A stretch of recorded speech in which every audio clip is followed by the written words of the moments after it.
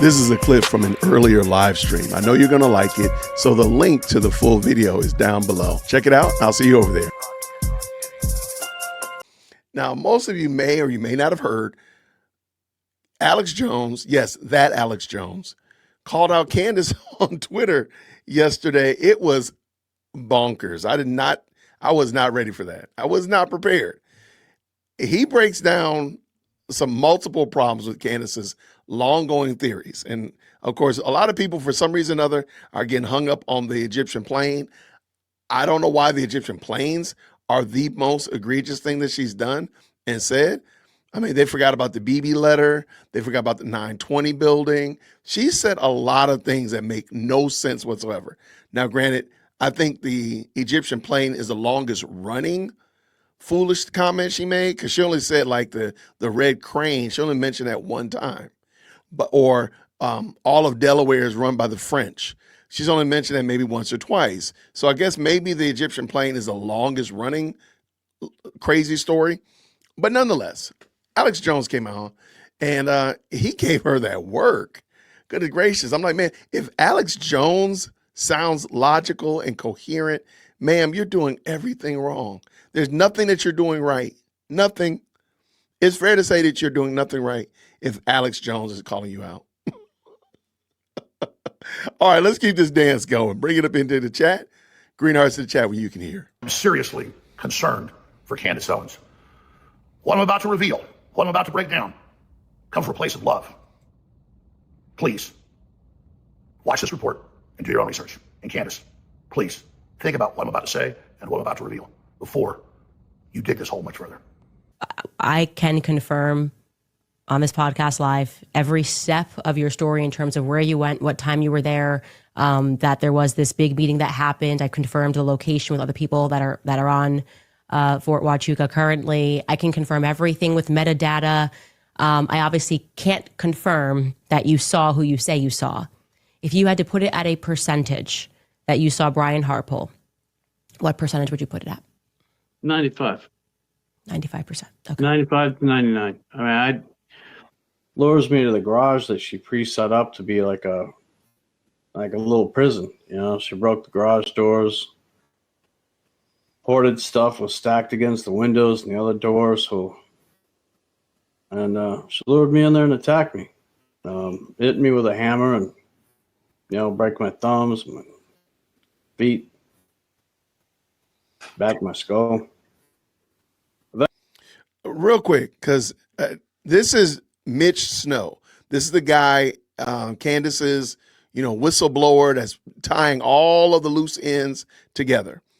If you just go through X and look, notice that he has an arm brace on, and it is on the right arm. I've seen him in other interviews where it's on the left arm. Now, maybe both the arms have been injured. I don't know, but it just seems very suspicious. But also, if you remember, he was in witness protection, and he was allegedly in witness protection for 35 years. The NDA expired, and he came out of witness protection like, oh, I'm ready to, like Groundhog's Day, right? The problem is he has been on podcasts for years. This is not the first. Candace Owens' interview with him was not the first time he had an interview. He's been in interviews for years, commercials, lawsuits, just fill in the blank. He's been all over the place, but he's supposed to be under witness protection. Anyway, keep going, Alex. Let's go. Eventually, I was hearing my son cry. I was worried about him, having her maul him with the dogs again. And she had done that multiple times. He had been hurt really bad. So when I heard him crying, I used the hammer to go ahead and break the door handle, pulled on my arm while I was holding the phone, dislocated my arm. That's actually one of the surgeries. I'm still recovering from getting surgeries from it. I saw there was already cops there. They were sitting on the corner at DeMoss Road and Van Giesen out there, Benton City, not far from our house, like 400 feet from our house. I could see them. And they weren't coming over. They were just sitting out there outside of their cars talking and chatting with each other. And it's been an amazing trip. And most of all is the people that I've gotten to meet and hear their stories. It's absolutely fantastic. This has been a wonderful experience. I want you to meet a man named Mitch Snow. He's very, very interesting.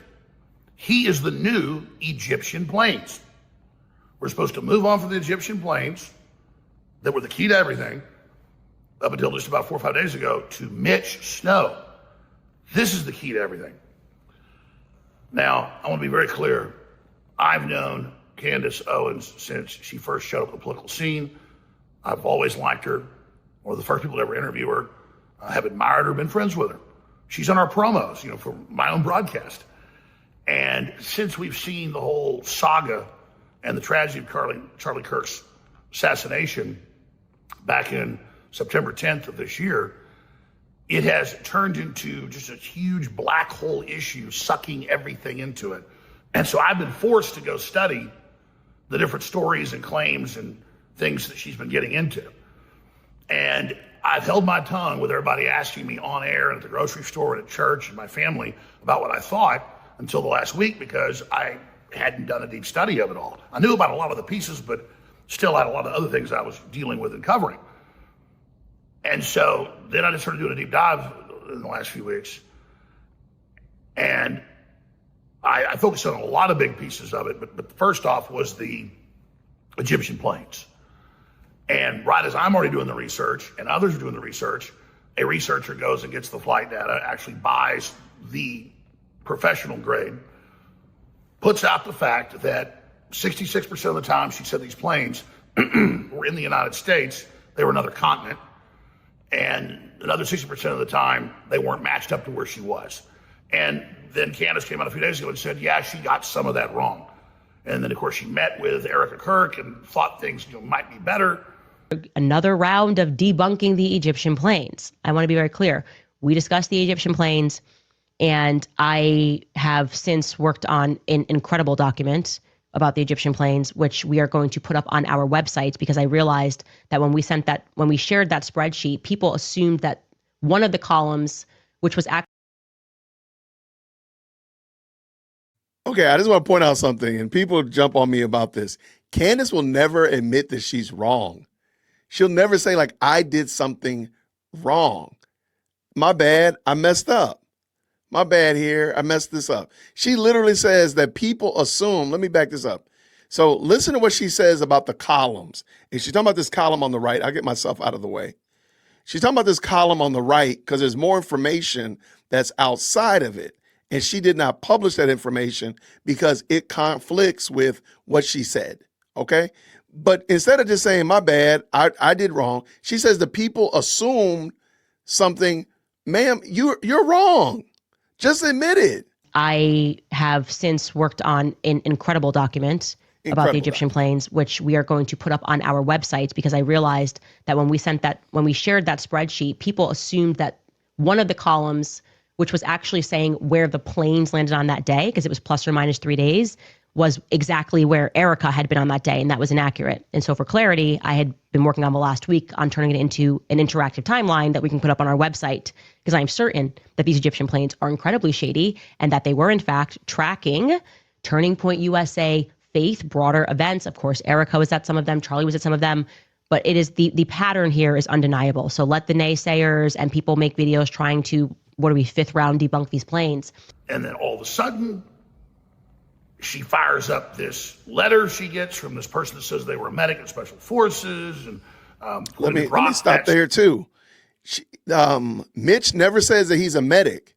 His records say that he was a medic. He said he's some kind of sensor guy that found that deep tunnel that the drug cartels were using. He didn't say he was a medic, but his record does say that he was a medic, a retired medic, and that he was in the military longer than he said he was. But I digress. So again, there's just another instance where Candace makes these theories, and once they start dying down, a brand new theory comes up, a brand new email comes, something gets sent to her that takes her in a whole new direction. Let's go.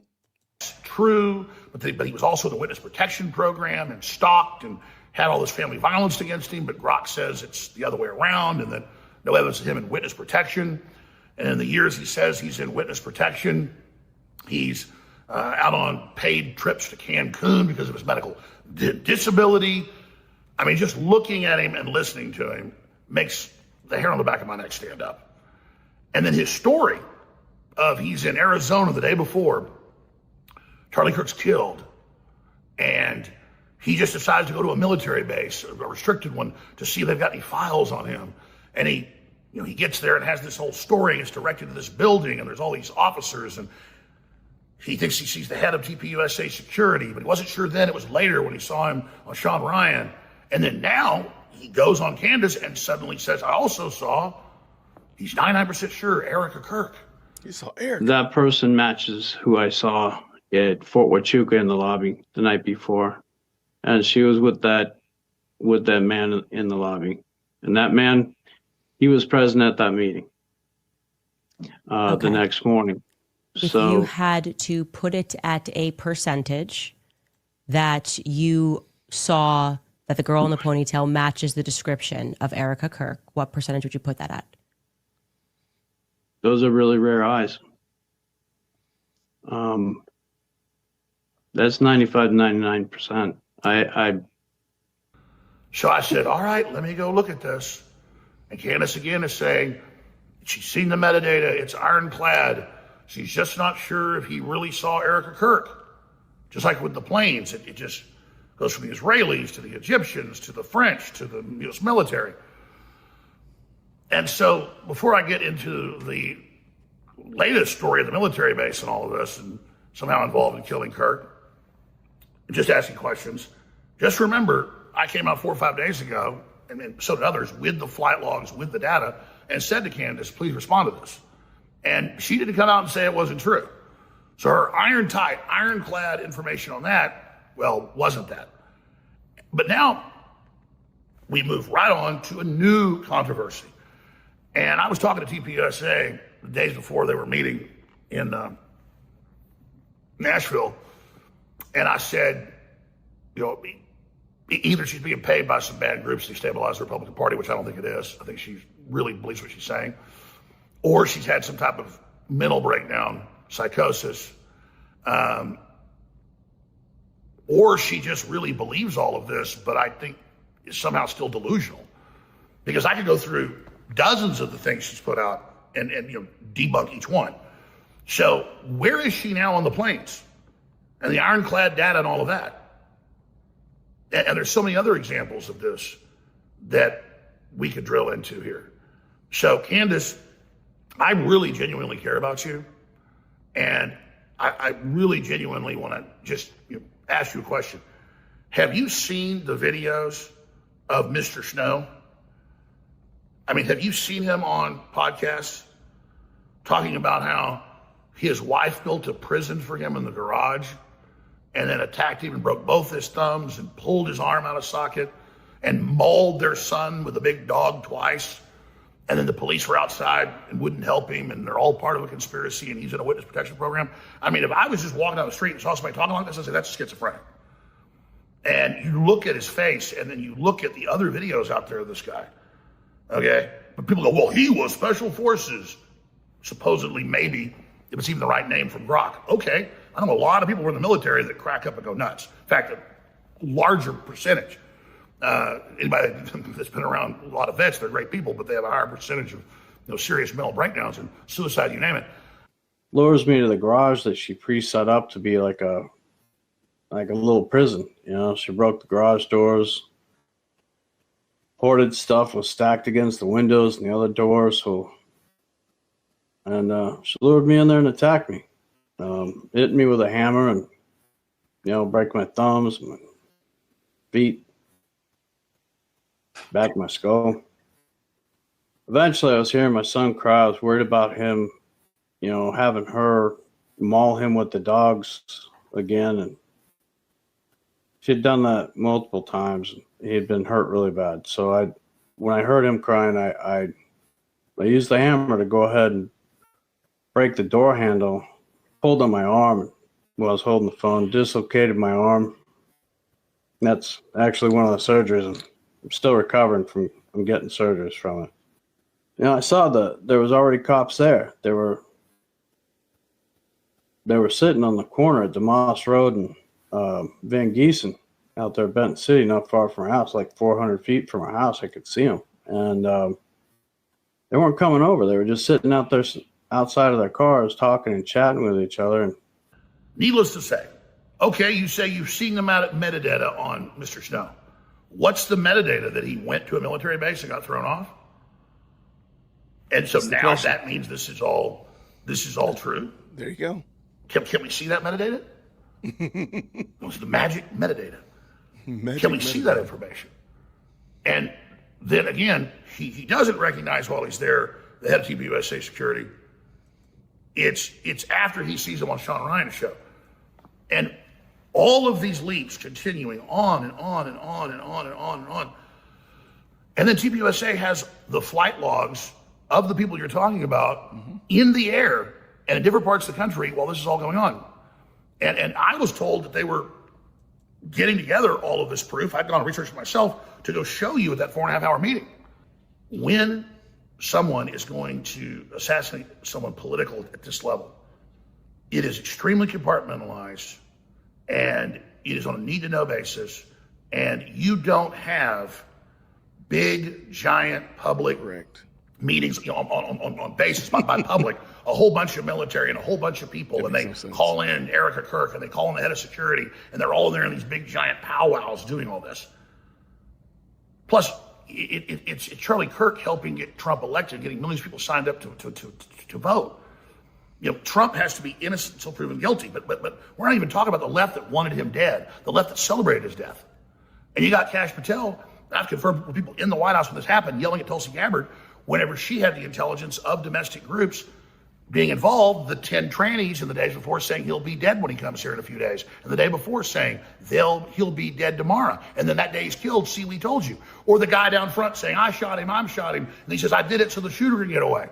And then Tyler Robinson saying he did it and wearing his trans flag tie and looking so damn evil and satisfied in court, that made it so much more clear that my gut that he's involved may have had help.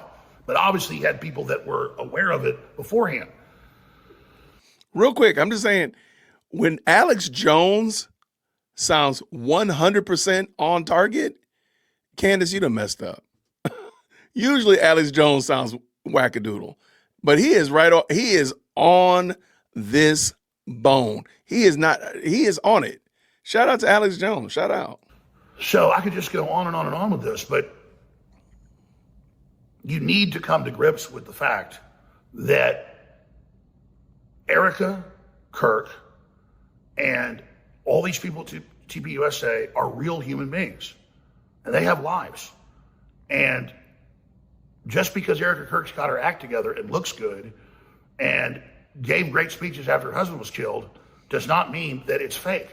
When you've been in theater your whole life, and when that's what you do, and all those things are big performances, that's making the Republicans cool, rock and roll, then you act professionally after somebody's killed.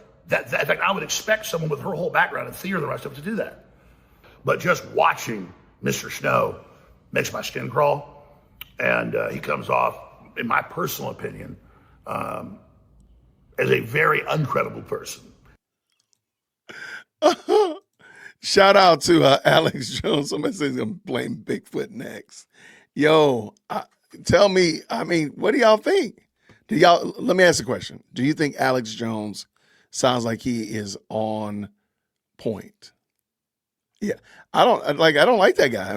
The fact that, first of all, when Candace said that he had been in, isolation, he is not letting people know about him, blah, blah, blah. But this dude has been on podcasts. You even saw the one right there. That was back in April. And he's been on other ones since before that. So, other ones before that. What research did Candace do? How does she know that what this man is saying is true? I got to know. I really want to know. I don't see that she's going live today unless I missed it. Let's see. I know you liked that episode. This is actually a clip from a larger live stream. The link is down in the description, so you can go check it out. I hope you enjoyed it, and I'll see you down there. Grace and peace.